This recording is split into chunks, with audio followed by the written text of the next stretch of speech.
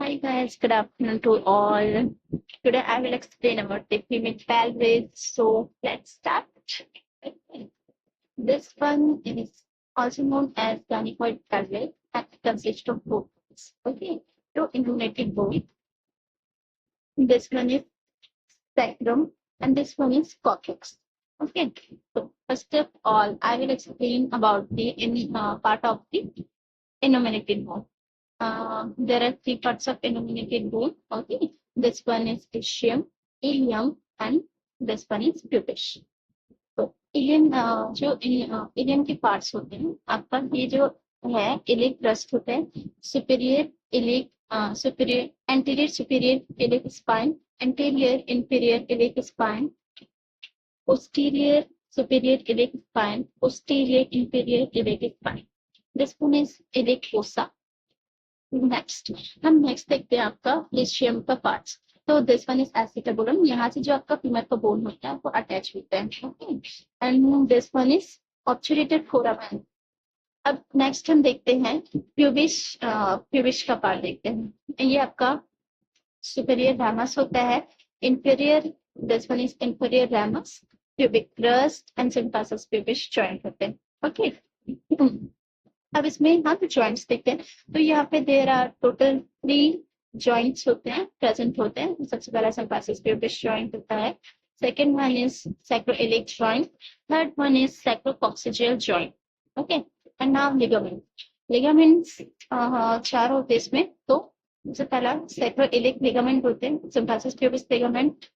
Okay this one is sacrospinous ligament. This one is sacrotubercle ligament.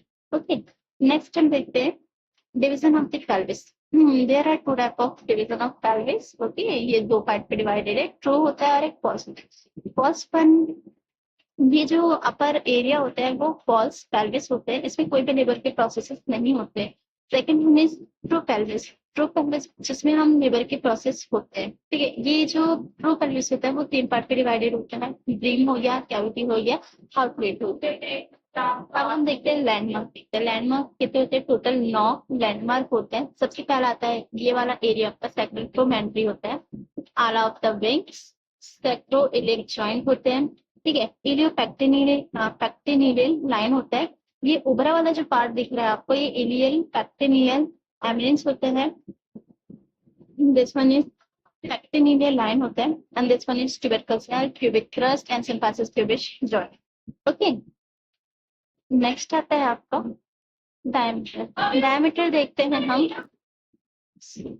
यहाँ पे सबसे पहले हम ब्रीम का डायमीटर देखते हैं. ये वाला जो एरिया है वो ब्रीम है. Okay this one is brim.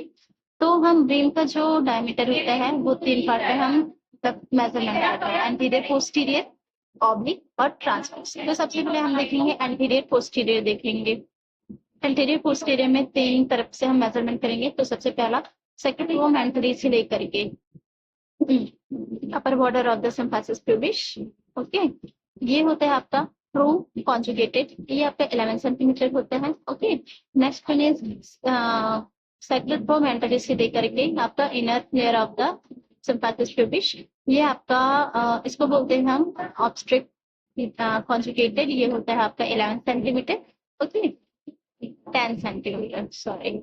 और सैक्रोमेंट्री से लेकर के lower border of the symphysis pubis ये होते हैं आपका 12 सेंटीमीटर. अब ऑब्लिक पे देखेंगे. अगर ऑब्लिक देखते तो राइट और लेफ्ट दोनों तरफ से मेजरमेंट कर सकते हैं. तो इसमें होता है आपका 12 सेंटीमीटर.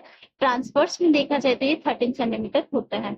ओके अब नेक्स्ट हम देखते हैं कैविटी का. कैविटी का डायमीटर क्या होता है. जिसमें कोई भी बोनी पार्ट नहीं होता है और ये खाली रहता है.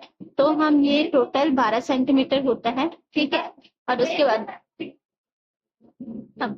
हम देखेंगे अब आउटलेट का. आउटलेट का क्या होता है लोअर ये lower part of the symphysis pubis लेकर के ये हम कॉक्सिक्स तक का देखते हैं. तो इसका डायमीटर होता है आपका 12 सेंटीमीटर.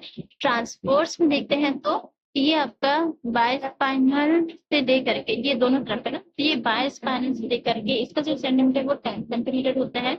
और इंट्राट्यूबुलर बॉर्डर दिस वन इज इंट्राट्यूबुलर का है ना. तो इसका डायमीटर होता है आपका 11 सेंटीमीटर. सो अगर ये फीमेल पैलेस अगर अच्छा लगा हो तो इस चैनल पे सब्सक्राइब करिएगा, लाइक करिए, कमेंट जरूर करिएगा। Thank you.